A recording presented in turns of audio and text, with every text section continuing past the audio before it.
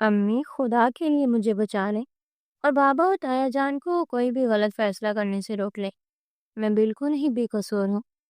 Please امی مجھے سزا سے بچا لیں۔ انہوں نے میرے ساتھ کچھ بھی غلط نہیں کیا تھا۔ آپ کی سائے کی قسم امی۔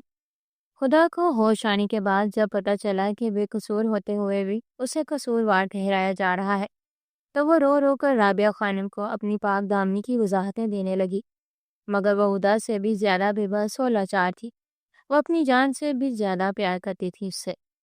اس کا بھائی شکیل بھی واپس آ گیا تھا، کیونکہ اس نے جب اپنے تایا جان کا فیصلہ سنا تو تڑپ گیا اور ایک سیکنڈ بھی ضائع کیے بغیر واپس آ گیا تھا۔ نہیں تایا جان، میں اپنی بہن کو ہرگز مارنے کی اجازت نہیں دوں گا۔ یہ فیصلہ آپ کا سراسر غلط ہے۔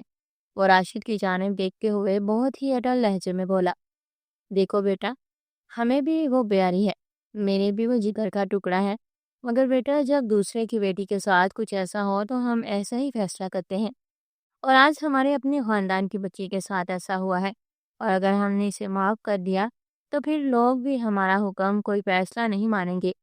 اس لیے تم سمجھنے کی کوشش کرو، ہم بہت مجبور ہیں۔ وہ اس کے کاندھوں پر اپنے ہاتھوں کا دباؤ دیتے ہوئے اسے سمجھانے والے انداز میں کہہ رہا تھا۔ وہ اتنے تعلیم یافتہ ہو کر بھی وہی جاہلانہ رسم و رواج پر عمل کرنے والے لوگ تھے، اور شکیل کو افسوس ہو رہا تھا کہ باشعور ہو کر بھی وہیں جاگیرداروں والی جاہلیت کا لبادہ اوڑے ہوئے ہیں۔ ہاں بیٹا، اب تم بھول جاؤ کہ تمہاری کوئی بہن بھی تھی، عارف نے اپنے دل پر پتھر رکھتے ہوئے کہا، ورنہ وہ اچھی طرح سے جانتا تھا کہ اگر خدا کچھ ہوا تو وہ خود بھی زندہ نہیں رہے گا۔ اپنے بابا کی بات سن کر بے اختیار اس کی آنکھوں سے آنسو بہنے لگے۔ نعمان بیٹا، خدا کے لیے تم میری بیٹی کو اپنا لو، ورنہ اسے قتل کر دیا جائے گا۔ رابعہ خانم روتے ہوئے نعمان کے آگے ہاتھ جوڑے اپنی بیٹی کی زندگی کی بھیک مانگنے لگی۔ ایم سوری چچی جان، میں اسے نہیں اپنا سکتا کیونکہ اب وہ میری قابل نہیں رہی۔ وہ سخت لہجے میں کہتا بیڈ روم سے نکل گیا اور رابعہ خانم وہیں زمین پر بیٹھی چلی گئی۔ عارف، اگر آپ لوگوں نے میری بیٹی پر گولی چلائی تو پہلی گولی مجھ پر ہی چلانی پڑے گی، کیونکہ میں اپنی آنکھوں کے سامنے اپنی بیٹی کو بے بسی کی موت مرتا ہوا نہیں دیکھ سکتی۔ رابعہ خانم نے سرخ آنکھوں سے عارف کی طرف دیکھتے ہوئے اٹل لہجے میں کہا، وہاں پر سبھی گھر والے جمع تھے سوائے ہدا کے۔ مہروز بھی تھوڑی دیر پہلے ہی آیا تھا اور ان لوگوں کا فیصلہ سن کر اس کی رگوں میں خون جمنے لگا تھا، اور اسے آج ہدا پر بہت ہی زیادہ ترس آ رہا تھا۔ وہ جانتا تھا ان لوگوں کے رسم و رواج کو، اس لیے وہ ہدا کو منع کیا کرتا تھا، مگر افسوس کہ اس وقت وہ اس کی بات ہی نہیں سنتی تھی، اور آج وہ اس کی بات نہ سننے کا اتنا بڑا خمیازہ بھگت رہی تھی۔ ایک اور طریقہ بھی ہے اسے مرنے سے بچانے کا۔ راشد نے اچانک کچھ سوچتے ہوئے سب کی جانب دیکھ کر کہا کہ کیا طریقہ ہے؟ شکیل نے بے چینی سے پوچھا، اور اس کے ساتھ بیٹھی رابعہ خانم کے چہرے پر بھی یہی سوال تھا۔ ہم اس کا قرآن کے ساتھ نکاح کر دیتے ہیں۔ راشد کے بعد پر سب کو عرش ہلتا ہوا محسوس ہوا۔ یہ آپ کیا کہہ رہے ہیں تایا جان؟ عریض کو حیرانی کا جھٹکا لگا۔ ہاں بیٹا، بس یہی ایک طریقہ ہے اسے زندہ رکھنے کا، کیونکہ کوئی اور تو اب اس سے شادی کرے گا نہیں، اس لیے اس کا قرآن کے ساتھ نکاح کر کے ایک الگ روم دے دیں گے جہاں پر یہ بس عبادت ہی کرتی رہے گی۔ راشد کا فیصلہ سن کر سب کچھ پل تو کچھ بول ہی نہ پائے۔ ٹھیک ہے بھائی، آپ جیسا مناسب سمجھے، عارف ٹوٹے لہجے میں کہتا بوجھل قدموں کے ساتھ وہاں سے چلا گیا۔ خدا کو جب اس نئے فیصلے کا علم ہوا تو اس نے اپنی ماں سے بس اتنا کہا، اس سے بہتر رہا کہ یہ لوگ مجھے مار ہی دیں، مجھے بے دردی سے قتل کر دیتے، مگر یہ ظلم نہ کرتے۔ اس کی بات پر رابعہ خانم نے تڑپ کر اسے اپنے سینے سے بینچ لیا۔ مہروز کو ان کا یہ فیصلہ بہت ہی ناگوار گزرا، اور اسے عریض کی پوری فیملی پر بہت ہی شدید غصہ آ رہا تھا کہ برے وقت میں اس کا ساتھ دیتے، اس پر اعتبار کرتے، مگر انہوں نے تو اس سے ہر ناطہ ہی توڑ لیا تھا۔ کیا خون کے رشتے اتنے کمزور ہوتے ہیں کہ ذرا سی ٹھیس سے ہی ٹوٹ جاتے ہیں؟ اور عریض پر تو اس کا بس نہیں چل رہا تھا کہ اسے جان سے ہی مار ڈالے، جس کی وجہ سے اس معصوم اور بے گناہ لڑکی کی زندگی برباد ہو رہی تھی۔ کیا تھا جو اسے اپنے نام کی پناہ دے دیتا اور اس ظلم سے اسے بچا لیتا؟ شام کے وقت اس کا نکاح ہو رہا تھا اور سب تماشائی بنے لاؤنج میں جمع تھے۔ صرف اس کے والدین، اس کا بھائی اور مہروز ہی تھے جن کے چہروں پر اداسی صاف نظر آ رہی تھی۔ تھوڑی دیر بعد ہی قاضی قرآن پاک اٹھائے آ گیا اور عارفہ با کر ہدا کو لے آئی۔ بڑی سی سفید چادر اوڑے اور آج وہ کفن میں لپٹی لاش لگ رہی تھی۔ اس نے سب کی طرف شفا گناہ نگاہوں سے دیکھا اور مہروز پر تو اس کی نظریں ٹک سی گئیں اور اسے آج خدا کی جانب دیکھا بھی نہیں جا رہا تھا۔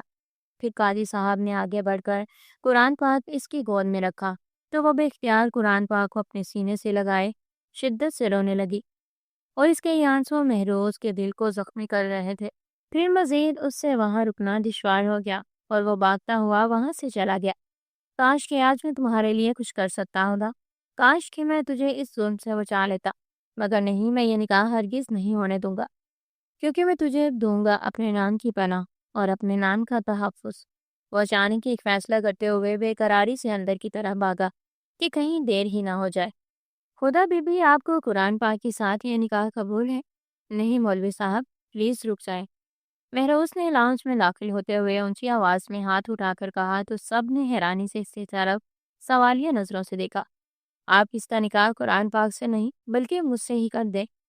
مہروز کے بات پر سب نے ہی چونک کر اس کی طرف دیکھا۔ یہ کیا بکواس کر رہے ہو تم؟ عاشق کو اس کا یہ فیصلہ کافی ناگوار گزرا۔ میں ٹھیک کہہ رہا ہوں، اگر آپ لوگ اسے پناہ نہیں دے سکتے تو میں دوں گا، اس سے نکاح کر کے اسے اپنی بیوی بنا کر۔ مہروز کی بات پر شکیل اور رابعہ خانم کے چہروں پر خوشی کی لہر دوڑ گئی۔ اور قاضی صاحب، آپ مجھے یہ بتائیں کہ قرآن میں کہاں لکھا ہے کہ عورت کا نکاح قرآن مجید سے کرنا جائز ہے؟ سچ میں بہت افسوس ہو رہا ہے مجھے آپ پر۔ اس نے جب قاضی کے پاس جا کر اسے آئینہ دکھایا تو اس نے ندامت سے سر جھکا لیا۔ کیا یہ تمہارا اٹل فیصلہ ہے مہروز؟ راشد نے اس کے قریب آ کر سنجیدہ لہجے میں پوچھا۔ جی بالکل، یہ میرا اٹل فیصلہ ہی ہے، اور آپ لوگ جتنا مرضی زور لگا لے مگر میں اپنا فیصلہ بدلنے والا ہرگز نہیں ہوں۔ مہروز نے اس کی آنکھوں میں جھانکتے ہوئے مضبوط لہجے میں کہا تو راشد کو یقین ہو گیا کہ اب وہ اپنے فیصلے سے ہٹنے والا نہیں ہے۔ میں معافی چاہتا ہوں راشد صاحب، میں اس کا نکاح قرآن پاک سے ہرگز نہیں کر سکتا۔ ہاں، اگر مہروز بیٹے سے کرنا ہے تو جی بسم اللہ، مجھے کوئی اعتراض نہیں ہے، بلکہ آپ لوگوں کو بھی خوش ہو جانا چاہیے۔ قاضی نے راشد کو سمجھانے کی کوشش کرتے ہوئے کہا، ٹھیک ہے مہروز، مگر میری ایک بات کان کھول کر سن لو۔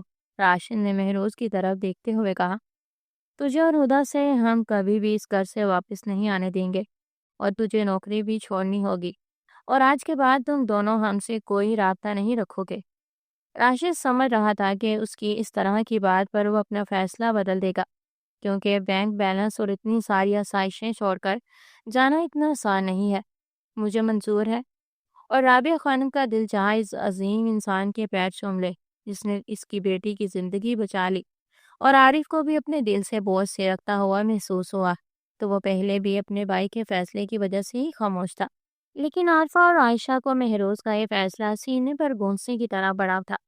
ان کا برسوں کا دیکھا خواب پل بھر میں ہی چکنا چور ہو گیا تھا، اور عریض کو مہروز سے بہت ہی زیادہ جیلسی فیل ہونے لگی تھی، اور اب وہ پچھتا رہا تھا، مگر وہ اچھی طرح سے جانتا تھا کہ اس کے پچھتاوے کا اب کوئی فائدہ نہیں ہونے والا تھا، کیونکہ وہ اسے پل ہی مہروز کے نام ہو چکی تھی۔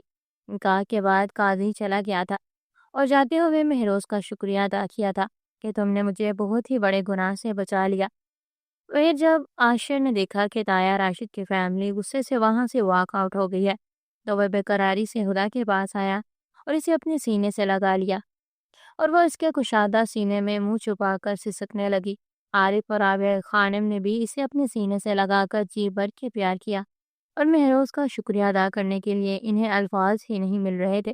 مہروز، میں تجھے یہ نہیں کہوں گا کہ تم میری بہن کا خیال رکھنا اور اسے ہمیشہ خوش رکھنا، کیونکہ یہ سب تم جیسے انسان کو کہنا تمہاری توہین ہوگی۔ بس میری یہ دعا ہے کہ تم دونوں ہی خوش رہو۔ آخر میں عاشر نے انہیں دل سے دعا دی اور آگے بڑھ کر اس کے گلے لگ گیا۔ جیتے رہو میرے پیارے بیٹے، تم آج ایک ماں کو اپنی اولاد کے در سے بچا لیا ہے۔ رابعہ خانم نے آنسوؤں سے بھیگے لہجے میں کہا اور جذبات سے اس کی پیشانی چوم لی۔ ان سب سے جی بھر کے ملنے کے بعد وہ خدا کا ہاتھ تھامے اس گھر سے ہمیشہ ہمیشہ کے لیے رخصت ہو گیا تھا۔ مزار سے گزرتے ہوئے مہروز نے کھانا پیک کروا لیا تھا کہ کیونکہ اس وقت عشاء کا وقت ہو گیا تھا اور گھر جا کر کھانا بناتے بناتے انہیں رات کی گزر جانی تھی۔ وہ دونوں گاڑی میں بیٹھے اپنی اپنی ہی سوچوں میں الجھے ہوئے تھے۔ ایک ساتھ ہوتے ہوئے بھی ان کے درمیان میلوں کی دوری تھی، اور یہ دوریاں خدا کی وجہ سے تھی اور اس کی ماضی میں کی گئی مہروز سے نفرت کی وجہ سے، جس شخص کو وہ آج تک اپنی نفرت سے توڑتی رہی تھی۔ وہی شخص اس کا سب سے اپنا نکلا تھا اور اسے پناہ دینے والا بھی۔ خدا کا ذہن ماضی میں غوطہ ہونے لگا۔ آج سے 20 سال پہلے مہروز کے والدین کا روڈ ایکسیڈنٹ میں انتقال ہو گیا تھا۔ تب مہروز صرف 4 سال کا ہی تھا۔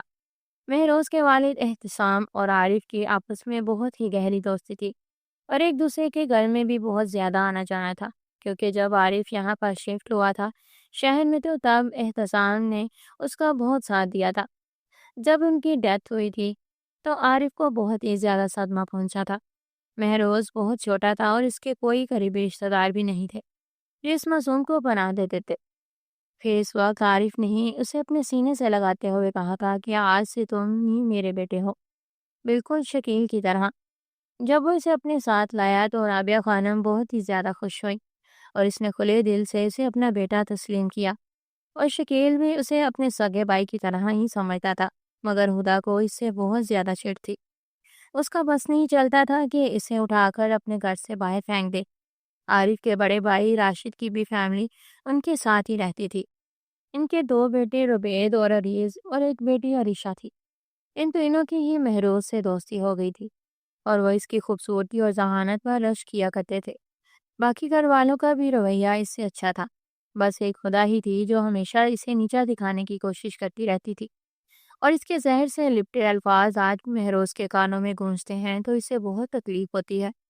وہ کبھی کبھی تو عارف سے لڑ پڑتی تھی اور کہتی تھی کہ کیا آپ نے یتیم خانہ کھول رکھا ہے جو ہر ایرے گہرے کو اٹھا کر لے آتے ہیں؟ تو عارف مسکراتے ہوئے بہت ہی پیار سے اسے سمجھاتا کہ نہیں میری جان، ایسا نہیں کہتے، وہ بھی شکیل کی طرح تمہارا بھائی ہے، اس لیے تم اس کے ساتھ کھیلا کرو اور اس کے ساتھ اسکول جایا کرو۔ وہ ان کی بات کاٹ کر بولی، نہیں، میں اس کے ساتھ نہیں کھیلوں گی، وہ بہت گندے ہیں، اس کے امی ابو بھی نہیں ہیں، آپ انہیں نکالیے گھر سے۔ اور کمرے کے باہر سے گزرتے مہروز کا دل ڈوب گیا۔ خدا کی ایسی تلخ باتیں سن کر وہ عارف کا اپنا دل بھی دہل گیا تھا۔ اپنی لاڈلی کے منہ سے اتنی سی عمر میں ایسی ہی گفتگو سن کر عارف اور رابعہ خانم اس کی پرورش بالکل ہی اپنی سگی اولاد کی طرح کی۔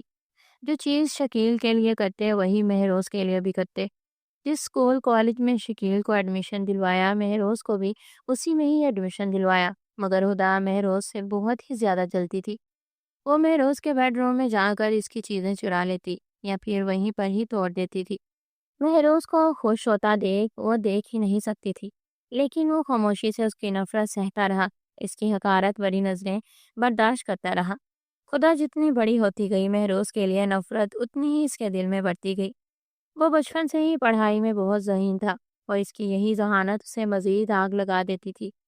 جب مہروز نے اپنی ایجوکیشن کمپلیٹ کر لی تو عارف نے اسے اپنے ساتھ بزنس میں شامل کر لیا تھا اور شکیل اعلیٰ تعلیم کے لیے بیرون ملک امریکہ چلا گیا تھا۔ عارف نے مہروز کو بھی کہا تھا کہ بیٹا، اگر تم بھی بھائی کے ساتھ آگے پڑھنا چاہتے ہو تو مجھے کوئی اعتراض نہیں، بلکہ مجھے تو خوشی ہی ہوگی۔ لیکن مہروز نے نہ جانے سے انکار کر دیا تھا۔ خدا یہیں پر ہی اپنی تعلیم مکمل کر رہی تھی اور وہ عریشہ ایک ہی کالج میں پڑھنے جایا کرتی تھی۔ مہروز بہت ہی سنجیدہ طبیعت کا مالک تھا، ہر وقت بس چپ چپ ہی رہتا تھا۔ شاید اسے بچپن ہی لگنے والے اتنے بڑے صدمے نے ایسا بنا دیا تھا، اور کچھ خدا کی بلا وجہ کی نفرت کا اثر تھا، اور وہ اسے زیادہ اچھی لگتی تھی، مگر وہ یہ نہیں جانتا تھا کہ وہ اس سے شدید نفرت کیوں کرتی تھی۔ خدا کی نفرت دن بدن بڑھتی جا رہی تھی اور وہ اس کی نفرت سہتے سہتے تھک گیا تھا۔ آئی روز کو اپنے والدین سے لڑتی رہتی تھی کہ اسے اب نکالیں گھر سے۔ ٹھیک تب وہ چھوٹا تھا اور اس کا کوئی رشتہ دار بھی نہیں تھا، اس لیے آپ نے انہیں اپنے گھر میں پناہ دی تھی، مگر اب وہ جوان ہو گیا ہے، آپ لوگوں نے ساری زندگی کا ٹھیکہ لے رکھا ہے کیا؟ میں روز ہر روز کی حقارت بھری باتیں سنتا تھا۔ پھر چند ہی دنوں میں اس نے فیصلہ کر لیا تھا اس گھر سے، اس پناہ گاہ سے ہمیشہ کے لیے جانے کا۔ اس نے سوچا کہ اس سے پہلے کہ عارف انکل اور رابعہ آنٹی مجھے جانے کا کہیں، میں خود ہی یہاں سے چلا جاتا ہوں۔ اس طرح سے ان دونوں کا برہم بھی قائم رہے گا اور دکھ نہیں ہوگا کہ انہوں نے مجھے گھر سے نکال دیا۔ اس نے اپنے لیے گھر ڈھونڈنا شروع کر دیا تھا۔ اس کے اکاؤنٹ میں اتنے پیسے تو جمع ہو گئے تھے کہ وہ اپنا ذاتی گھر خرید سکے۔ پھر کچھ ہی دنوں میں اس نے اپنے لیے ایک شاندار گھر خرید لیا تھا اور کسی کے علم میں لائے بغیر وہاں شفٹ ہو گیا۔ دن کو اپنا ضروری سامان پیک کرتا رہا اور رات کو 1 بجے راشد ہاؤس پر حسرت بڑی نگاہ ڈالتا اپنی منزل کی طرف روانہ ہو گیا۔ صبح جب ان سب کو معلوم ہوا کہ مہروز یہ گھر چھوڑ کر چلا گیا ہے تو رابعہ خانم اور عارف بہت ہی زیادہ پریشان ہو گئے۔ اور پھر عارف نے اسی وقت اسے کال ملائی۔ میرے بیٹے، مجھے بتائے بغیر تم کہاں چلے گئے ہو؟ اس کی کال ریسیو کرتے ہی عارف نے بے قرار سے لہجے میں پوچھا۔ پھر نہ چاہتے ہوئے بھی مہروز کو اپنے گھر کا ایڈریس بتانا پڑا اور ایک ہی گھنٹے کے اندر وہ وہاں پہنچ گیا۔ اگر ہم سے کوئی خطا، کوئی کوتاہی سرزد ہو گئی ہے تو پلیز ہمیں معاف کر دو بیٹا، عارف نے ندامت سے سر جھکاتے ہوئے کہا۔ تو مہروز کے دل کو کچھ ہوا۔ پلیز انکل، آپ ایسی باتیں بول کر مجھے شرمندہ تو نہ کریں، کیونکہ آپ لوگوں کے تو بہت احسانات ہیں میری ذات پر اور میری زندگی پر۔ میری ہر ایک سانس آپ کی احسان مند رہے گی۔ اتنا کچھ تو میرے سگے ماں باپ میرے لیے نہیں کر پاتے جتنا آپ نے کیا ہے۔ مہروز نے محبت اور عقیدت سے اس کے ہاتھ اپنی آنکھوں اور لبوں پر لگاتے ہوئے کہا۔ ٹھیک ہے بیٹا، اگر تم ایسا سمجھتے ہو تو پھر چلو میرے ساتھ اپنے گھر۔ انہوں نے مہروز کے ہاتھ مضبوطی سے تھامتے ہوئے محبت بھرے لہجے میں کہا، مگر مہروز نے ان کے ساتھ واپس آنے سے صاف انکار کر دیا تھا اور کہا کہ آپ پلیز مجھے واپس آنے کے لیے اتنا فورس نہ کریں۔ پھر اس کی ضد کے آگے عارف نے ہار مانتے ہوئے کہا کہ تم وعدہ کرو کہ تم میرے ساتھ ہی کام کرتے رہو گے اور ہمارے گھر بھی آتے رہو گے۔ مہروز نے اس سے وعدہ کیا تو وہ بہت ہی زیادہ خوش ہو گیا اور پھر تھوڑی دیر بیٹھنے کے بعد چلا گیا۔ راشد کی بیوی عارفہ مہروز کے جانے کے بعد بہت زیادہ اداس ہو گئی تھی، مگر جب اسے یہ معلوم ہوا کہ وہ ہدا کی وجہ سے یہاں سے گیا ہے تو وہ خوشی سے پھولے نہیں سما رہی تھی۔ اسے ہمیشہ یہ خدشہ پریشان رکھتا تھا کہ عارف ہدا کی شادی مہروز سے ہی نہ کر دے، کیونکہ وہ مہروز سے اپنی بیٹی عریشہ کی شادی کے خواب دیکھ رہی تھی۔ اس لیے وہ ہدا کو بھی ہر وقت مہروز کے خلاف ورگلاتی رہتی تھی اور اس کی اتنی شدید نفرت اور مہروز سے چھڑ کے پیچھے اصل ہاتھ اس کی تائی عارفہ کا ہی تھا۔ اب ہی نہیں، اپنا برسوں کا دیکھا خواب پورا ہوتا ہوا نظر آ رہا تھا، لیکن پھر بھی اس کے دل میں ذرا ڈر موجود تھا کہ کہیں عارف زبردستی ہدا کا رشتہ مہروز کے ساتھ طے نہ کر دے۔ پھر اس نے کچھ سوچ کر دوسرے دن ہی اپنے بیٹے عریض کے لیے ہدا کا رشتہ عارف سے مانگ لیا۔ عریض تو خوشی سے پھولے نہیں سما رہا تھا۔ عارف نے کچھ سوچ وچار کے بعد ہاں کر دی تھی۔ ہدا بھی بہت زیادہ خوش تھی، شاید اس کے دل کی بھی یہی خواہش تھی۔ اب بس عارفہ کو مہروز کا انتظار تھا کہ وہ جلدی سے عریشہ کو پرپوز کر دے۔ عریشہ بھی مہروز کو اپنی طرف مائل کرنے کی ہر ممکن کوشش کر رہی تھی اور جب وہ آتا وہ تیار ہو کر اسے متاثر کرنے کی کوششوں میں ہلکان رہتی تھی، مگر مہروز نے اس پر کبھی کوئی خاص توجہ نہیں دی تھی۔ عارفہ بھی اسے نئی نئی ڈشز بنا بنا کر کھلاتی تھی اور وہ بس خوبصورت سی مسکراہٹ کے ساتھ اس کا شکریہ ادا کرتا تھا۔ وہ بہت اچھی طرح سے جانتا تھا کہ اس کی یہ خدمتیں کیوں کی جا رہی ہیں۔ اتنی آسانی سے تو ان کے ہاتھ وہ بھی آنے والا نہیں تھا۔ ان کا اندازہ ان دونوں ماں بیٹی کو بہت اچھی طرح سے ہو گیا تھا۔ ویسے یار ہدا، تمہارا نام ہدا نہیں بلکہ بے ہدا ہونا چاہیے تھا، ہدا کی دوست سونیا نے چیونگم چباتے ہوئے کہا۔ وہ کیوں بالا؟ ہدا نے حیرانی سے پوچھا۔ وہ اس لیے کہ جو سلوک تم مہروز بیچارے کے ساتھ کرتی ہو، بلکہ جو سلوک تم نے اس کے ساتھ کیا ہے اسے گھر سے بے گھر کر کے، تو اس لحاظ سے تو تمہیں بے ہدا ہی کہنا چاہیے نا۔ اور شٹ اپ یار، اس کمینے کا تو نام بھی مت لو، زہر لگتا ہے مجھے وہ۔ سونیا کی بات پر وہ سلگ کر بولی، لیکن ہدا تم میری بات لکھو، تجھے محبت بھی مہروز سے ہی ہوگی، دیکھ لینا۔ سونیا نے اسے چیلنج کرتے ہوئے معنی خیزی سے مسکرا کر کہا، یہ کیا بکواس کر رہی ہو تم؟ محبت؟ اور وہ بھی 2 کے مہروز سے؟ نیور میری جان، ایسا تو ممکن ہی نہیں ہے۔ خدا زور زور سے نفی میں گردن ہلاتے ہوئے اس کی طرف دیکھ کر کہہ رہی تھی، سچ میں یار وہ بہت ہی پیارا ہے اور مجھے تو تم پر حیرت ہوتی ہے کہ تم اسے اتنی شدید نفرت کیسے کر لیتی ہو۔ اور قسم سے ہدا، مہروز جیسا لڑکا ہی میرا آئیڈیل ہے۔ اس نے بہت ہی سنجیدگی سے ہدا کی طرف دیکھتے ہوئے کہا، تو تم ایسا کیوں نہیں کرتی؟ مہروز سے ہی شادی کر لو۔ ہدا نے سلگ کر کہا، ہاں ضرور کرتی، اگر وہ بھی مجھے پسند کرتا تو۔ سونیا نے حسرت بھرے لہجے میں کہا، دیکھو سونیا، تم اس سے 10 بار بھی نکاح پڑھوا لو میری بلا سے، مگر پلیز اس کا ذکر کم از کم اس سے نہ کیا کرو۔ خدا کی اس باتوں سے تنگ آ کر اس کے آگے ہاتھ جوڑتے ہوئے بولی، اوکے یار، چلو سر عمران کا پیریڈ شروع ہونے والا ہے۔ پھر وہ دونوں باتیں کرتی کلاس لینے چلی گئی۔ خدا کی دوستی اپنی کلاس فیلو جمی کے ساتھ ہوئی تھی اور جس دن مہروز اسے یونیورسٹی سے پک کرنے آیا تو وہ جمی کے ساتھ کہیں جا رہی تھی۔ وہ تیزی سے اس کی جانب بڑھا اور اس کے بازو سے کھینچتا ہوا اسے اپنی گاڑی کی جانب لے گیا۔ چھوڑو گھٹیا انسان، مجھے تمہارے ساتھ نہیں جانا، وہ چلا کر بولی۔ اپنی ہاتھ میں رہو، چپ چاپ کے ساتھ چلو، ورنہ میں ابھی اور اسی وقت انکل کو فون کر کے سب کچھ بتا دوں گا۔ وہ سرد لہجے میں بولا تو اس کی دھمکی پر ہدا غصے سے جا کر گاڑی میں بیٹھ گئی، مگر گھر جاتے ہی اس نے عریض کو اس کے خلاف بھڑکایا، اس کے گھر بھیجا، اور عریض وہاں جا کر مہروز سے کافی بدتمیزی کر کے آیا تھا، جس کی وجہ سے مہروز کو بھی اب کافی غصہ تھا اس پر۔ وہ اس سے بات کرنے کے لیے راشد ہاؤس پہنچا اور سیدھا اس کے کمرے کی جانب بڑھا۔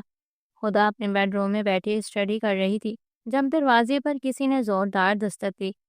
یس کمنگ پلیز، وہ مصروف سے انداز میں بولی، اور اندر داخل ہونے والی شخصیت کو دیکھ کر اس کے انگ انگ سے اشتعال پھوٹنے لگا۔ تم کیوں آئے ہو یہاں؟ میں تمہاری شکل نہیں دیکھنا چاہتی گھٹیا انسان، وہ ہاتھ میں پکڑی بک ایک طرف پھینکتے ہوئے غصے سے چیخ کر بولی۔ گھٹیا میں نہیں، گھٹیا تم ہو، کیا بکواس کی ہے تم نے عریض سے میرے بارے میں؟ اس نے بھی چلاتے ہوئے کہا۔ او تو یہ بات ہے، وہ اس کی جانب دیکھتے ہوئے زہریلے انداز میں مسکرائی، اور مہروز مٹھیاں بھیج کے رہ گیا۔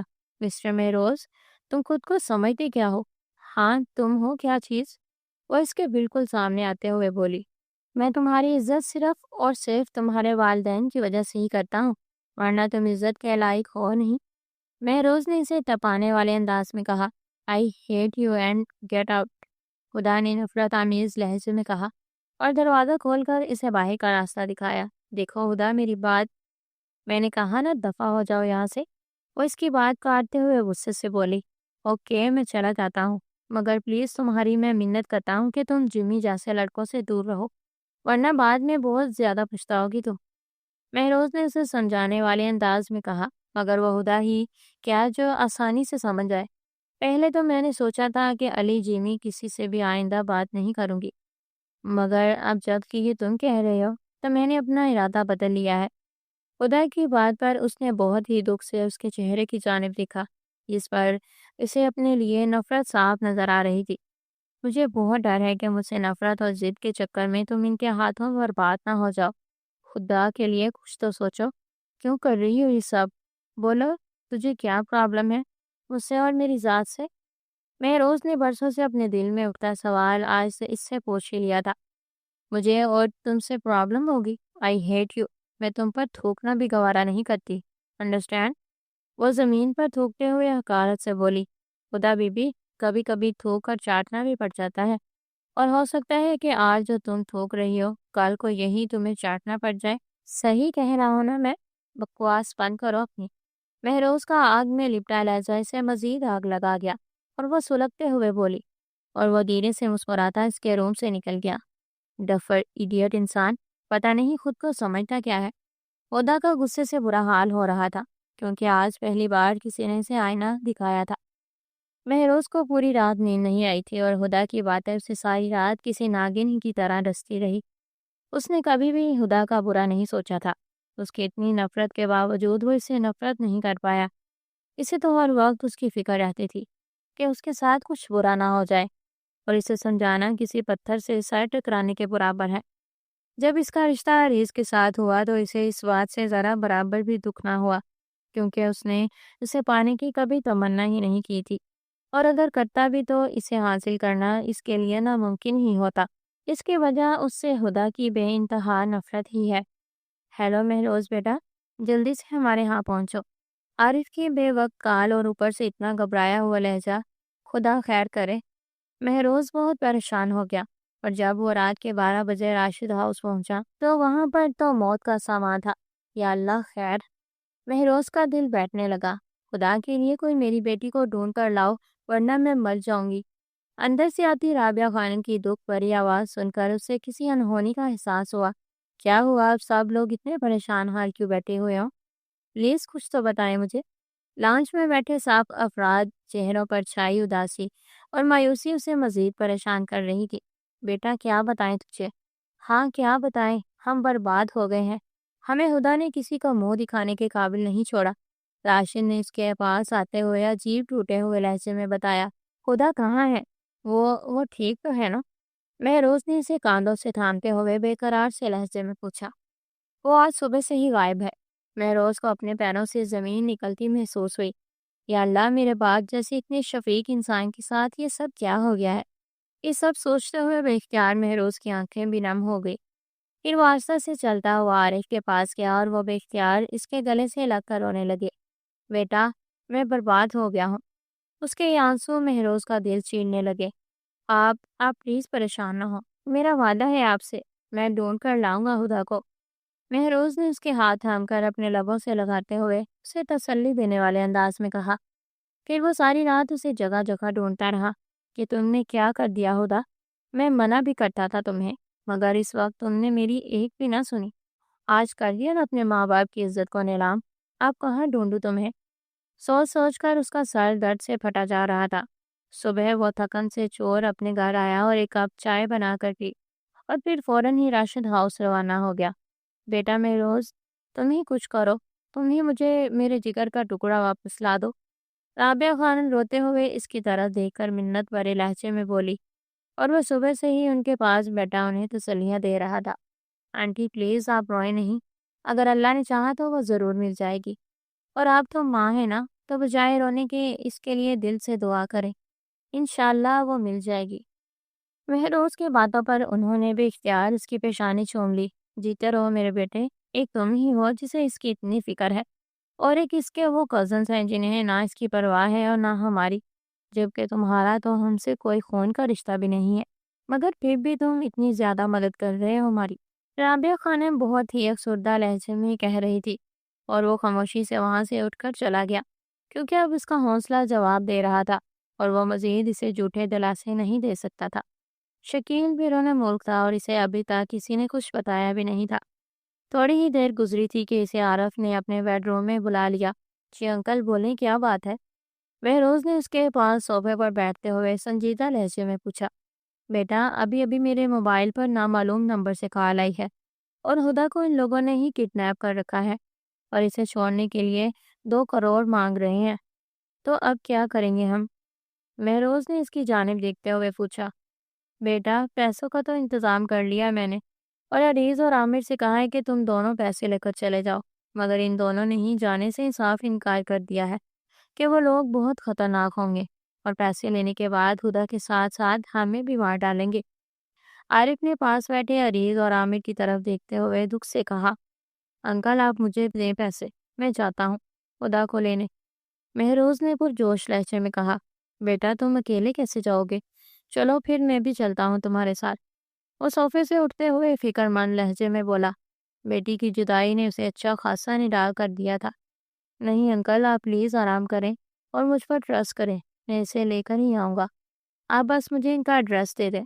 مہروز کی باتوں پر اس کی آنکھوں میں آنسو آ گئے۔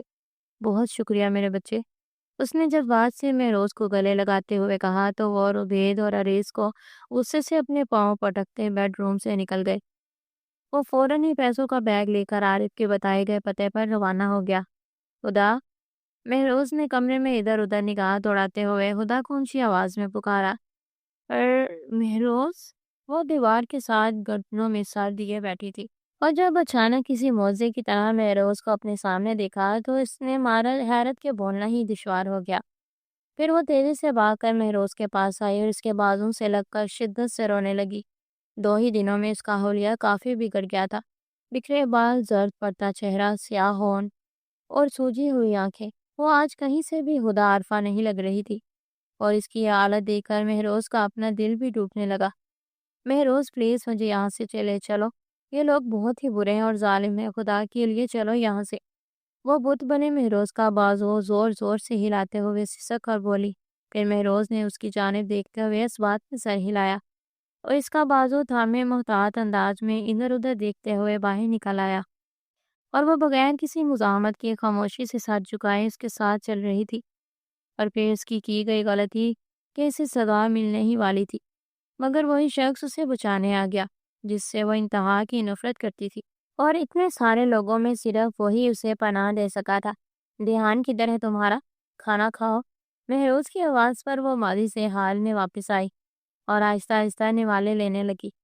وہ ہر دن اسے طنز کی مار مارتا تھا اور وہ چپ چاپ اپنے لبوں کو سیے رکھتی تھی۔ کیا کرتی ہو؟ وہ شخص اس کا محسن تھا، اور جب جب اس نے اس پر طنز مارا تو اسے اپنے ماضی میں اس کے ساتھ کیا گیا برا سلوک یاد آتا تھا، اور وہ تو 20 سال تک اس کی نفرت سہتا رہا تھا، اور وہ چند دنوں میں ہی جیسے بے حال ہو گئی تھی۔ خدا نے ناشتہ بنایا تو پہلے دن سے کافی بہتر تھا، مگر وہ اپنے منہ کے زاویہ بگاڑ بگاڑ کر ہی ناشتہ کرتا رہا، اور خدا کی شان میں اعلیٰ اعلیٰ قصیدے بھی پڑھتا رہا، اور وہ خاموشی سے سر جھکائے اس کی باتیں سنتی رہی۔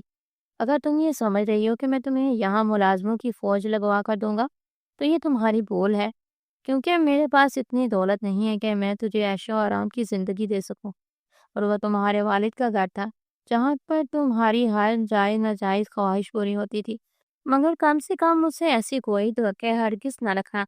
یہاں پر تمہیں سانس بھی میری مرضی سے نہیں لینا پڑے گی۔ مہروز کی باتیں سن کر اس کی آنکھیں نم ہو گئیں، اور وہ خاموشی سے اٹھ کر اپنے کمرے میں چلی آئی۔ مہروز، کاش آپ مجھے یہاں لے کر نہ آتے، کیونکہ مجھے تمہاری ہمدردی بہت مہنگی پڑ رہی ہے۔ ایسی زندگی تو میں وہاں پر بھی گزار سکتی تھی۔ وہ بیڈ پر اوندھی لیٹی سسک رہی تھی۔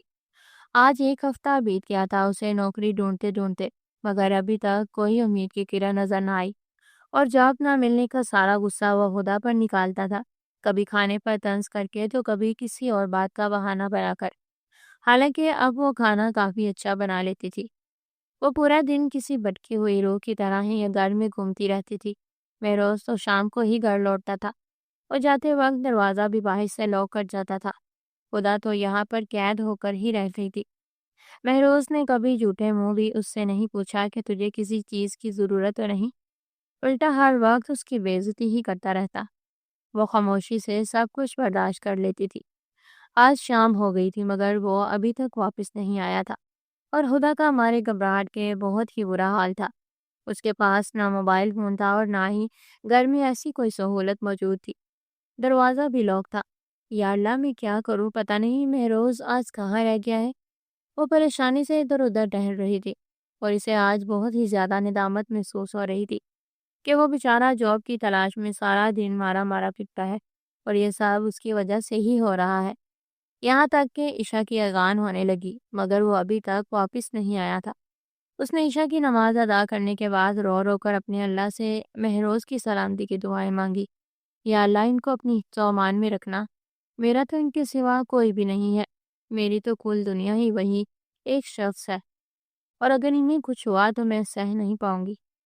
اسے آج اندازہ ہو رہا تھا کہ وہ اس کے لیے کتنا اہم اور کتنا ضروری ہے۔ پھر تھوڑی دیر بعد ہی اسے مہروز کی بائک کی آواز سنائی دی تو وہ بے قراری سے بھاگ کر دروازے پر آئی۔ تم ابھی تک جاگ رہی ہو؟ مہروز نے بائک سے اترتے ہوئے اس کی جانب حیرانی سے دیکھ کر پوچھا۔ آپ کہاں رہ گئے تھے مہروز؟ اس کے بعد پر مہروز نے چونک کر اس کی جانب دیکھا۔ رو رو کر اس کی آنکھیں سرخ ہو گئی تھی، اور اسے حیرت کا شدید جھٹکا لگا کہ کیا یہ لڑکی میرے لیے بھی آنسو بہا سکتی ہے؟ پھر وہ سر جھٹک کر اسے کوئی بھی جواب دیے بغیر اپنے بیڈ روم کی جانب بڑھ گیا۔ آپ کے لیے کھانا لاؤں؟ اس کے بیڈ روم میں جا کر خدا نے سہمے سہمے سے لہجے میں پوچھا۔ نہیں، کھانا تو میں کھا کر آیا ہوں۔ ہاں، 1 کپ چائے بنا دو اگر زحمت نہ ہو تو۔ اور خدا کا دل خوش ہو گیا کہ اتنے عرصے بعد اس نے اسے کوئی کام تو کہا۔ پھر وہ فوراً ہی کچن میں جا کر چائے بنانے لگی، اور مہروز سوچ رہا تھا کہ وہ شاید ڈر کی وجہ سے روتی رہی، ورنہ خدا عارفہ میرے لیے آنسو بہائے، ایسا تو ہو ہی نہیں سکتا۔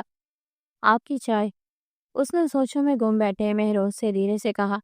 اس نے جلدی سے بیڈ پر سیدھا ہوتے ہوئے اس کے ہاتھ سے چائے کا کپ لینا چاہا، تو اس کا ہاتھ ذرا سا خدا کے ہاتھ سے ٹچ ہوا، اور اس کا ہاتھ کانپا تو چائے کپ سے جھلک کر مہروز کے ہاتھ پر گر گئی۔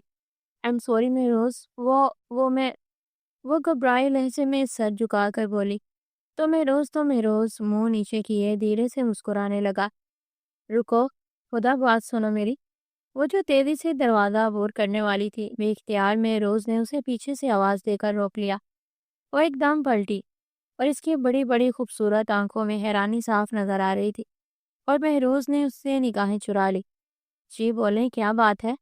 وہ بیڈ کے پاس نیچے ہی بیٹھ گئی اور سر جھکا کر فرما برداری سے پوچھا۔ ارے، تم نیچے کیوں بیٹھ گئی؟ چلو اٹھو، شاباش، بیڈ پہ بیٹھو۔ مہروز کے بعد پر اس کی آنکھیں نم ہو گئی۔ مہروز، میں اس قابل نہیں ہوں کہ تمہارے ساتھ بیٹھوں۔ خدا، تم نے سنا نہیں میں کیا کہہ رہا ہوں؟ महरोज की बात पर वो चौंकी और फिर खामोशी से उठकर बैठ के एक कोने पर बैठ गई। मुझे आज जॉब मिल गई है, मगर दूर होने की वजह से सुबह जल्दी जाना होगा और रात को भी थोड़ी देर हो जाया करेगी। खुदा को ये सुनकर बहुत ज्यादा खुशी महसूस हुई, मगर वो किसी भी किस्म का रद्द अमल दिए बगैर खामोशी से सर झुकाए बैठी रही। क्या मेरी देर से आने पर तुम्हें डर लग रहा था? महरोज के पूछने पर उसने बेख्तियार सर उठाकर उसकी जानिब देखा और फिर फौरन ही सर झुकाकर अपने होंठ काटने लगी। और इसकी यादार महरोज का ईमान डगमगा गई। बताओ ना, क्या अकेले डर लग रहा था तुझे?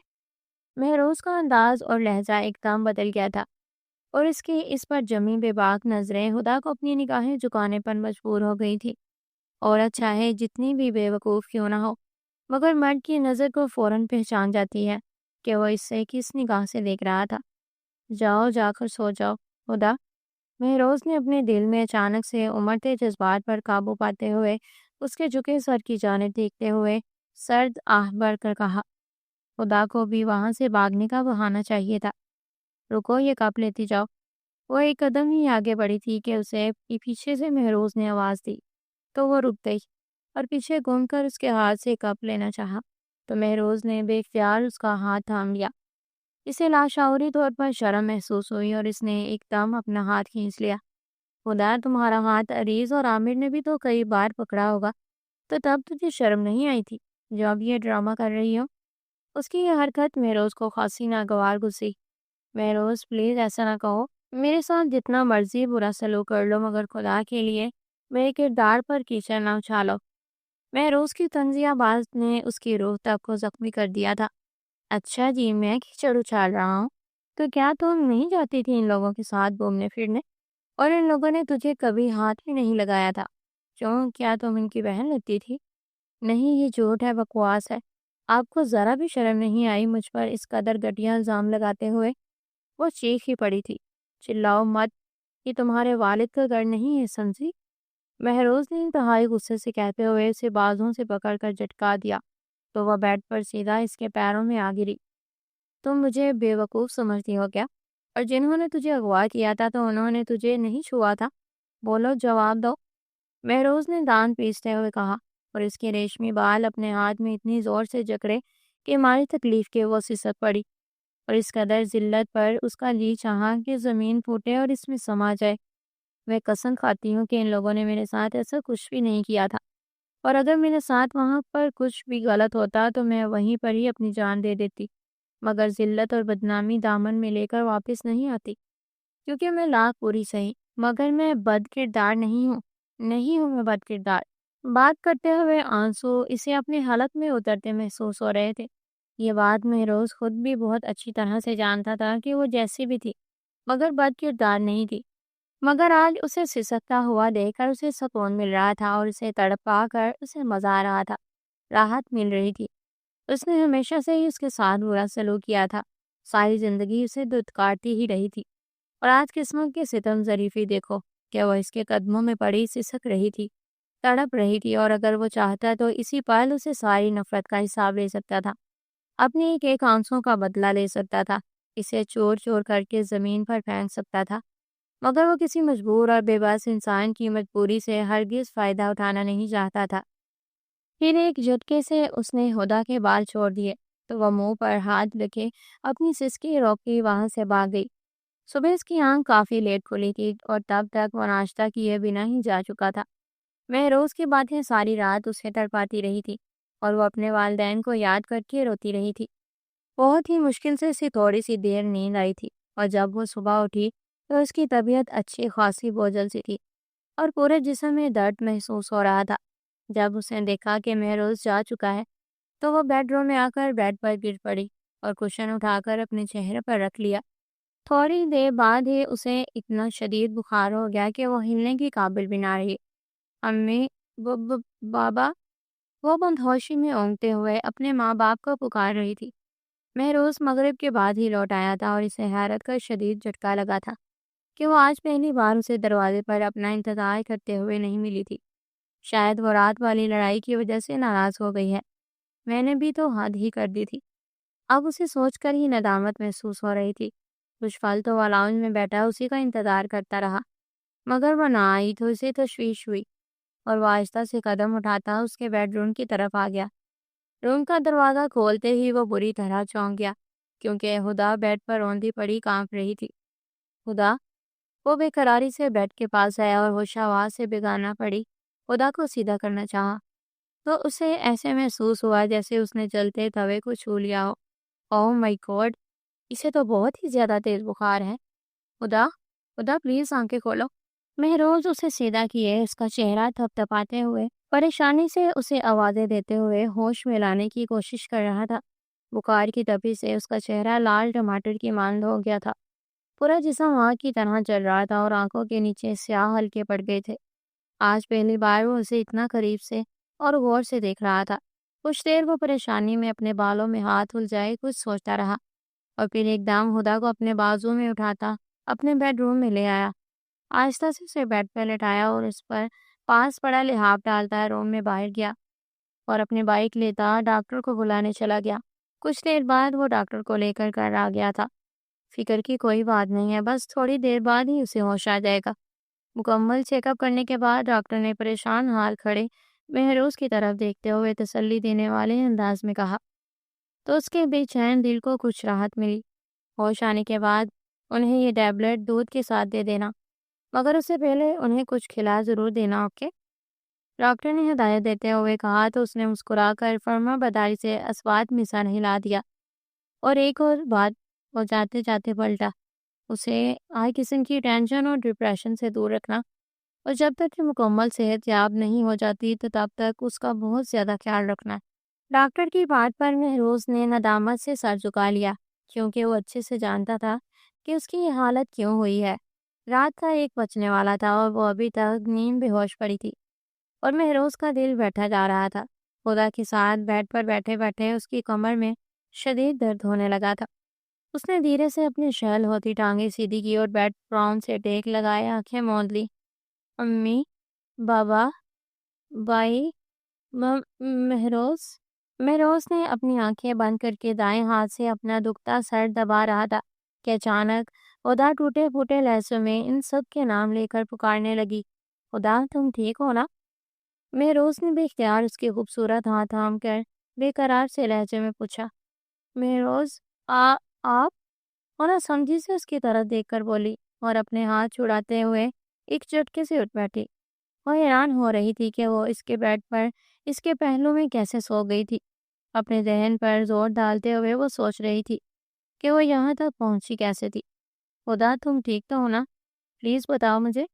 مہروز نے سوچوں میں الجھی خدا سے فکر مندی سے پوچھا تو اس نے چونک کر مہروز کی طرف دیکھا اور پھر اسے سب کچھ یاد آ گیا تھا کہ صبح کو اس کی طبیعت بہت زیادہ خراب ہو گئی تھی اور وہ ہوش و حواس سے بیگانہ ہو گئی تھی۔ میں مہروز کے بیڈ پر؟ یہ خیر نہیں ہے آج۔ اور وہ گھبرا کر بیڈ سے اٹھنے لگی۔ خدا کہاں جا رہی ہو؟ پلیز بیٹھو، کیونکہ تمہاری ابھی طبیعت ٹھیک نہیں ہے، مہروز نے جلدی سے اس کی کلائی تھام کر کہا اور دوبارہ سے اسے بیڈ پر بٹھا دیا اور خدا کی حیرانگی سے آنکھیں پھیل گئی۔ میں تمہارے لیے کچھ کھانے کو لاتا ہوں، تم آرام کرو، مہروز نے اس کے ہاتھ تھپتھپاتے ہوئے کہا اور بیڈ سے اتر گیا۔ یا اللہ، یہ خواب ہے یا حقیقت؟ مہروز میرے لیے پریشان ہے، یہ کیسے ہو سکتا ہے؟ اور اگر واقعی ایسا ہے تو یہ بات میرے لیے کسی موت سے کم نہیں۔ اس کے سمجھ میں نہیں آ رہا تھا کہ یہ سب کیا ہو رہا ہے۔ اتنے میں مہروز بھی کھانے کی ٹرے اٹھائے بیڈ روم میں داخل ہوا اور وہ جلدی سے اٹھ کر بیٹھ گئی۔ تم یہ کھانا کھاؤ، میں ابھی آتا ہوں، اور بنا اس کی جانب دیکھے بولا اور کھانے کی ٹرے اس کے آگے رکھتا خود روم سے باہر چلا گیا اور روٹی کے چھوٹے چھوٹے نوالے بنا کر سالن کے ساتھ کھانے لگی۔ 2-4 نوالے لینے کے بعد ہی اس کا دل کھانے سے بھر گیا اور وہ بے دلی سے ٹرے ایک طرف رکھتی بیڈ سے اترنے ہی لگی تھی کہ مہروز آ گیا۔ ارے تم کہاں جا رہی ہو؟ بیٹھو، میں تمہیں ٹیبلٹ دیتا ہوں۔ مہروز کے کہنے پر وہ دوبارہ بیڈ پر بیٹھ گئی۔ وہ اس کے لیے دودھ گرم کر کے لایا تھا۔ یہ لو ٹیبلٹ۔ وہ اس کے قریب بیٹھ گیا اور وہ یہ دودھ سارا ختم کرنا ہے تم نے؟ اس نے دودھ کا گلاس اسے تھماتے ہوئے ساتھ میں حکم صادر کیا۔ اس نے کسی قسم کا بھی رد عمل دیے بغیر اس سے دودھ کا گلاس لے لیا اور آدھا پی کر گلاس سائڈ ٹیبل پر رکھ دیا۔ یہ کیا؟ سارا پیو نا؟ مہروز نے اس کی طرف دیکھتے ہوئے اصرار کرنے والے انداز میں کہا۔ نہیں نہیں، کیا میں سونے جاؤں؟ اس نے مہروز کی طرف دیکھتے ہوئے کانپتے لہجے میں بولا۔ مہروز نے بے اختیار اس کے گھبراتے ہوئے چہرے کی جانب دیکھا اور وہ اس کی نظروں سے گھبرا کر بیڈ سے اٹھنے لگی۔ خدا تمہاری طبیعت ٹھیک نہیں ہے تو پلیز تم یہیں پر ہی سو جاؤ۔ مہروز کے اس درجہ اپنائیت پر اس کی آنکھوں سے آنسو بہنے لگے۔ کیا ہوا ہدا، تم رو کیوں رہی ہو؟ کیا یہاں سونے پر اعتراض ہے تجھے؟ اس کے آنسو مہروز کا دل دکھا گئے۔ وہ میرے سر میں درد ہے، اور وہ سسکی لیتے ہوئے بولی۔ پھر مہروز نے بے اختیار اسے کاندھوں سے تھام کر اپنے پہلو میں لٹا دیا، اور مہروز کی اتنی قربت میں ہدا کا دل تیزی سے دھڑک اٹھا، اور وہ دل ہی دل میں سوچ رہا تھا کہ کیا یہ معصوم لڑکی ایک پل کے لیے بھی میرے لیے خاص نہیں ہو سکتی؟ کیا میں اسے ایک پل کے لیے بھی سکون نہیں دے سکتا؟ سارا دن اس قید خانے میں بند رہتی ہے، میری ڈانٹ خاموشی سے برداشت کرتی ہے، اور لاکھ برا بلا کہہ لو مگر یہ اپنی زبان کو جنبش تک نہیں دیتی۔ یہ اتنی صبر کرنے والوں میں سے تو نہیں تھی، مگر وقت اور حالات نے اسے بے بس و لاچار کر دیا تھا۔ کاش اس نے مجھ سے نفرت نہ کی ہوتی، کاش۔ مہروز نے تڑپ کر ہدا کی جانب دیکھا، جس کی بند آنکھوں سے اب بھی آنسو جاری تھے، اور وہ بے اختیار ہو کر اس کی گرم ہوتی پیشانی دھیرے سے دبانے لگا، اور وہ دل ہی دل میں اپنے رب سے دعا مانگنے لگی کہ آپ میری ساری زندگی لے لیں مگر ان کے بدلے بس یہی چند پل مجھے دے دیں۔ مہروز کی اپنائیت نے اس کی ساری تکلیفیں دور کر دی تھی۔ وہ ہدا کا سر دباتے دباتے ہی گہری نیند کی وادیوں میں چلا گیا، اور اس کا ہاتھ ہدا کی پیشانی پر ہی دھرا رہ گیا، اور اس نے بے اختیار مہروز کا ہاتھ تھام کر اپنے پہلے ہونٹوں سے لگایا، اور پھر دونوں ہاتھوں سے تھام کر اپنے سینے سے لگا لیا، اور اس کی نظریں اس کے خوبصورت چہرے پر جم سی گئیں۔ وہ آج پہلی بار اسے اتنا غور سے دیکھ رہی تھی، اور اس کا جی چاہا کہ وہ ایسے ہی سوتا رہے، اور وہ جی بھر کے اس کے چہرے کا دیدار کرتی رہے۔ اگلے کچھ دنوں میں مہروز کا رویہ اس کے ساتھ کافی بہتر ہو گیا تھا۔ آج وہ جب گھر واپس آیا تو کافی زیادہ خوش تھا۔ وہ کچن میں اس کے لیے بریانی بنانے کی کوشش کر رہی تھی۔ جب بھی وہ اس کے پیچھے آیا اور اس سے آہستہ سے پیچھے سے اپنے حصار میں لے لیا، اور ہدا کی تو جیسے جان لبوں پر آ گئی تھی۔ چلو جلدی سے ریڈی ہو جاؤ، یہ سارے کام چھوڑو، ہم باہر جا کر آج ڈنر کریں گے۔ وہ اس کا ہاتھ تھام کر اپنے قریب کرتے ہوئے مسکرا کر بولا۔ لیکن کیوں؟ ایسے پیسے ہم ضائع نہیں کر سکتے، آپ کی ساری سیونگ ختم ہو جائے گی۔ پہلے اتنے دن باہر سے کھانا کھایا تھا، میں سیکھ چکی ہوں کافی زیادہ کھانا۔ وہ آہستہ سے بولی۔ ہونے دو خرچ، کوئی بات نہیں ہے، اگلے مہینے اور آ جائے گا۔ وہ مسکرا کر بولا۔ مگر آپ کو تو جاب نہیں ملی نا؟ وہ متردد انداز میں بولی۔ جاب نہیں، بزنس کرنے لگا ہوں۔ تجھے پتہ ہے میرا دوست تھا راہیل، میں نے اسے کچھ عرصے پہلے ہی کچھ قرضہ دیا تھا۔ وہ میرے بابا کی زمین تھی نا، وہ بیچ کر اور اس نے اپنا بزنس سٹارٹ کیا تھا اس کے ساتھ، اور وہ آج وہ میرے پاس آیا۔ اس نے کہا کہ اس بزنس میں اس کا 50% کا پارٹنر ہوں۔ مجھے تو یقین نہیں آتا کہ ایسے اچھے لوگ بھی ہوتے ہیں۔ میں تو بول ہی گیا تھا کہ اسے دینے کے بعد۔ وہ مسرور انداز میں بولتا جا رہا تھا، اور ہدا کے چہرے پر بھی کافی زیادہ خوشی تھی۔ یہ تو بہت ہی اچھا ہوا ہے، شکر ہے اللہ کا، وہ مسکرا کر بولی۔ چلو پھر جلدی سے تیار ہو جاؤ، ہم باہر چلتے ہیں۔ اس کے رخسار کو آہستہ سے چھوتے ہوئے بولا۔ وہ سب کچھ سمیٹنے کے بعد تیار ہونے اپنے کمرے میں چلی گئی۔ مہروز تیار ہو کر اس کے کمرے میں آیا تو ایک دم سے اسے دیکھ کر ٹھٹک گیا۔ فیروزی کلر کی پاؤں تک آتی سمپل سی فراک میں شانوں پر دوپٹہ لیے وہ نظر لگ جانے کی حد تک پیاری لگ رہی تھی۔ مہروز کی دھڑکن جیسے کانوں میں دھڑکنے لگی۔ اس کی بولتی نگاہوں سے پریشان ہو کر وہ ادھر ادھر دیکھنے لگی۔ چلے؟ وہ خود پر قابو پاتے ہوئے آہستہ سے بولا، تو وہ سر ہلاتی ہوئی اس کے ساتھ باہر کی جانب بڑھ گئی۔ آج میں پہلی بار اس کے ساتھ بائک پر جا رہی تھی۔ وہ ڈرتی ڈرتی اس کے پیچھے بیٹھی، اور جیسے ہی اس نے بائک سٹارٹ کی وہ زور سے اسے پیچھے سے جکڑ کر بیٹھ گئی۔ مہروز کے لبوں پر دھیمی سی مسکراہٹ تیرنے لگی۔ کتنا پیارا احساس تھا جو اس وقت مہروز کو ہو رہا تھا۔ دل میں دبی ہوئی محبت پھر سے ابھرنا شروع ہو چکی تھی۔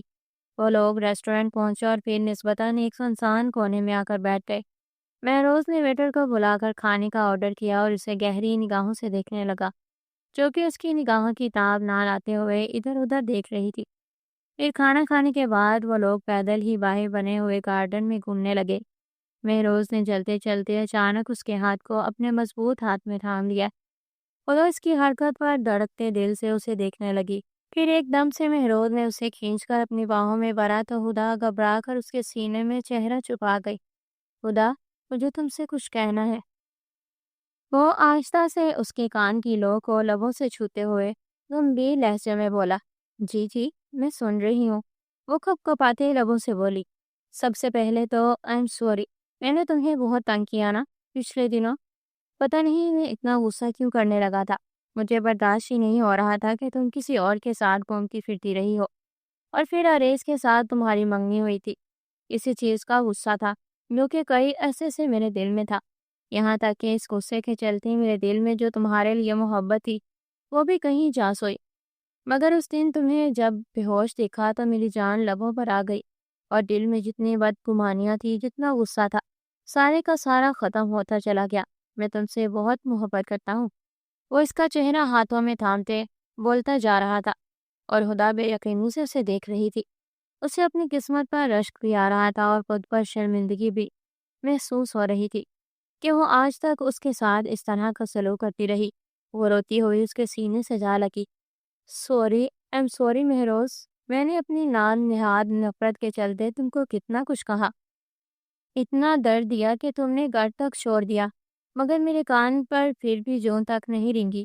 میں جو تم سے نفرت کی دعوے دار تھی، جب تم نے مجھ سے سب کے سامنے اپنی پناہوں میں لیا، جب سب نے مجھے تپتے صحرا میں چھوڑ دیا تھا، تو تب میری نفرت مٹتی چلی گئی، اور جو کچھ بھی تم نے پچھلے دنوں کیا وہ تمہارا ری ایکشن تھا، اور میں اس سے زیادہ سزا کی مستحق تھی، مگر تم نے پھر بھی مجھے معاف کر کے اپنی محبت کے قابل سمجھا۔ میں بھی تم سے بہت محبت کرتی ہوں مہروز، وہ اس کی شرٹ کو جکڑے آنسوؤں کے درمیان بولی۔ مہروز نے جھک کر اس کے لبوں سے آنسوؤں کو چنا، اور پھر اسے اپنے حصار میں لیتا ہوا آنکھیں موند دیا۔ کچھ دن کے بعد، مہروز جان، تمہارے لیے ایک زبردست سرپرائز ہے میرے پاس۔ وہ کچن میں لنچ تیار کر رہی تھی جب مہروز خوشی سے چہکتے لہجے میں اسے پکارتا ہوا کچن میں داخل ہوا۔ آج اتوار تھا اور وہ بہت خوش تھی کہ مہروز آج سارا دن اس کے پاس ہی رہے گا، مگر وہ صبح ہی صبح کسی ضروری کام کا کہہ کر گیا اور اب دوپہر کو ہی لوٹا تھا، اس لیے وہ اس سے ناراض تھی کہ چھٹی والے دن بھی اسے اپنا کام یاد آ گیا۔ لگتا ہے میری زندگی مجھ سے روٹھی ہوئی ہے، مہروز نے اسے پیچھے سے پکڑتے ہوئے پیار بھرے انداز میں کہا، مگر وہ خاموشی سے پیاز کاٹتی رہی۔ کیوں اتنی ناراض ہے میری جان؟ اس نے ہدا کے چہرے سے اپنا چہرہ رگڑتے ہوئے کہا۔ آپ کو کیا میرے خفا ہونے پر؟ وہ آنسوؤں سے بھری آواز میں بولی۔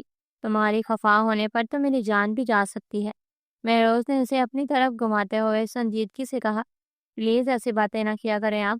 خدا نے تڑپ کر کہا اور روتے ہوئے اس کے سینے سے لگ گئی۔ خدا میری جان، میں تو تمہیں زبردست سا سرپرائز دینے والا تھا، مگر تم ہو کے روئے جا رہی ہو۔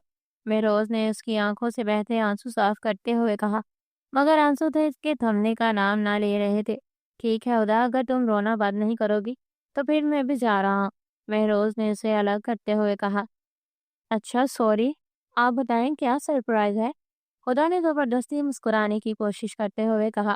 یہ ہوئی نا بات، مہروز نے خوش ہو کر کہا، لیکن ایک مسئلہ ہے۔ وہ برا سا منہ بنا کر بولا۔ کیسا مسئلہ؟ خدا نے حیرت سے پوچھا۔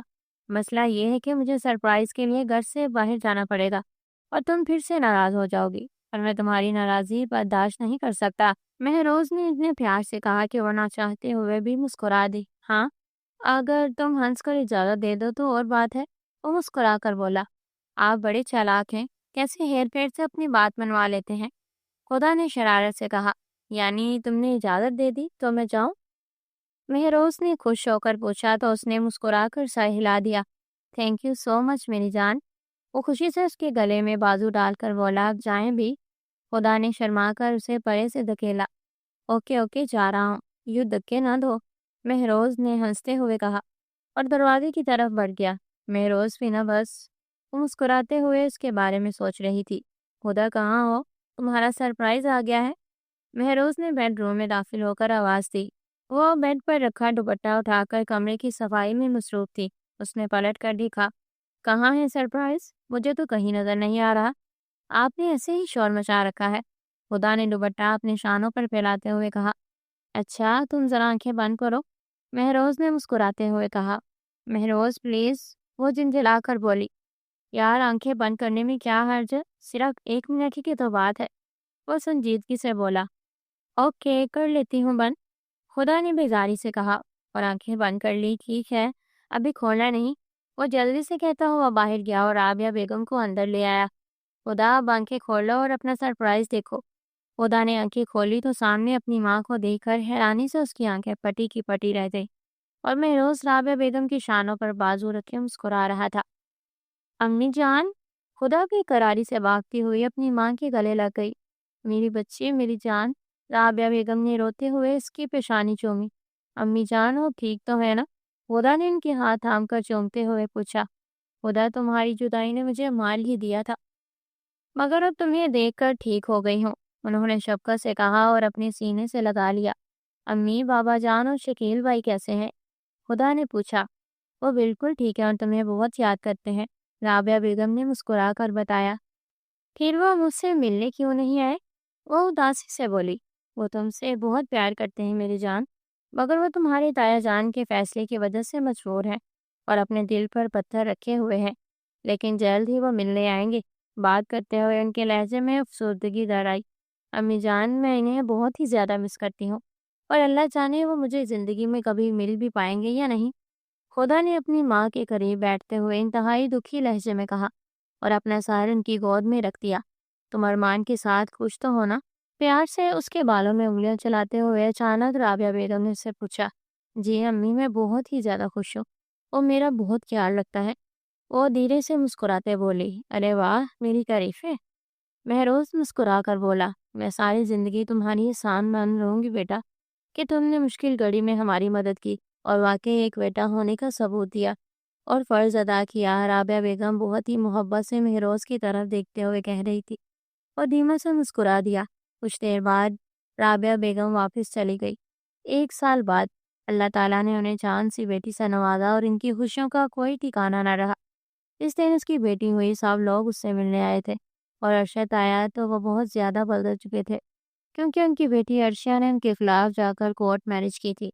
उसके बाद उन्हें पता चला था कि बेटी का काम क्या होता है। वो जो अपनी तरबियत पर बहुत फख्र करते थे, आज वो झुके कंधों के साथ सबसे मिलने आए थे। ताया ने इससे माफ़ी मांगी तो उसने फौरन माफ़ कर दिया। सबके जाने के बाद महरोज उसके पास आया। महरोज, मुझे ज़िंदगी में कभी भी अकेला नहीं छोड़ना। आप मेरे साथ होंगे तो मैं दुनिया का हर दुख, हर दर्द बर्दाश्त कर लूँगी, मगर आपकी जुदाई नहीं सह पाऊंगी। खुदा ने उसके कंधे पर अपना सर रखते हुए किसी अनजाने खौफ के तहत कहा। महरोज, तुम मेरी जिंदगी और तुम्हें देखकर ही मेरी सांसें चलती हैं, इसलिए ऐसा कभी तसव्वुर भी नहीं करना कि मैं तुम्हें अपनी जिंदगी को कभी छोड़ दूंगा। महरोज ने उसके चेहरे और गर्दन पर अपनी मोहब्बत के निशान सब करते हुए जज्बात से गंभीर लहजे में कहा और महरोज की इतनी जुनूनी और वलवला मोहब्बत पर इसका दिल खुशी से मसरूर हो रहा था।